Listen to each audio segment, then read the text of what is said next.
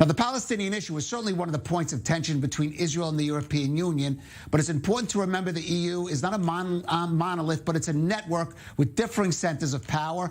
And our senior diplomatic correspondent Owen Alterman is here to tell us how a recent exchange of letters relating to Israeli government moves in the West Bank tells us a lot about the tensions and that Israel-EU relationship. Yeah, these are the shortest letters you can imagine that tell us so much. But first, let's take a look at what the international media and some parts of the Israeli media did with this story. You may be able to see on your screen the headline that the EU again comes out against Israeli settlement construction and so on.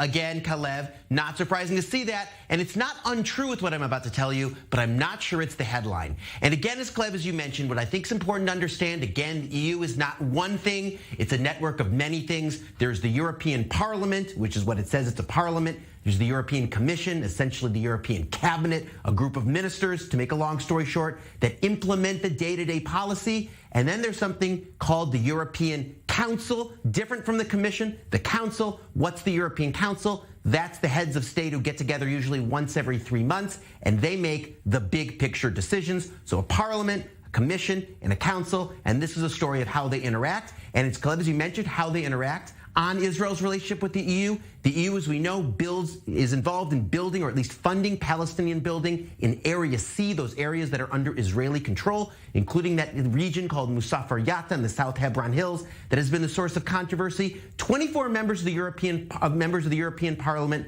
not happy about the Israeli demolitions of those EU buildings. And then November 14th, they send a letter to the European Commission, right, those cabinet, that ministers, and basically say to them, have you come up with any list of options to essentially either compel Israel to stop doing this, or at least force Israel to pay the EU and give the EU compensation for the buildings that Israel's knocked down? The EU, again, paying for these buildings, Israel knocking them down. These 24 members of parliament at least want Israel to pay for them, as they see. So they asked the commission, have you come up with any ideas to force Israel to come up with the money? January 6th, fast forward almost 2 months, Calev, and here is the answer from the European Commission. No, and you may be able to see it on your screen. Yes, no, we have not actually come up with this list. And by the way, any restrictive measures, read sanctions, that's not us. Don't talk to us. Talk to the heads of state, the European Council, and all 27 of them, Calev, all 27 of them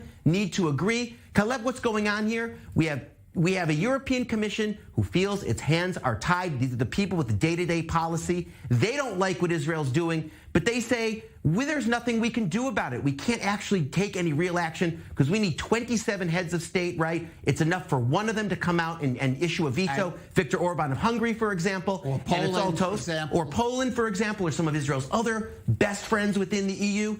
And therefore, there are limits to what we as the European policymakers in the day-to-day can do. There's this backstop. And sorry, members of parliament, you're out of luck. There's not much we can do about it. So yes, it's true that, as the headline said, the EU is condemning the settlement exchange, but that's not the real story. The real story is not that the EU demands the compensation. Calev, the real story in a sense is that the EU is not really demanding the compensation, because at the end of the day, it's up to the governments, and the governments, at least not all of them, are on board in order to do so. Right, and the reason this is important is because the new Netanyahu government has made an issue over that building in what is called Area C in the West Bank, and they said we're going to step up the demolitions even more than past governments have. So we certainly can expect to hear a lot of sound and fury coming from certainly elements in the EU, especially Brussels, but substance maybe much, not so much. Sound and fury signifying nothing. And exactly. That's what the letter and the response said. This is right. Sound and fury. We are doing is making as much sound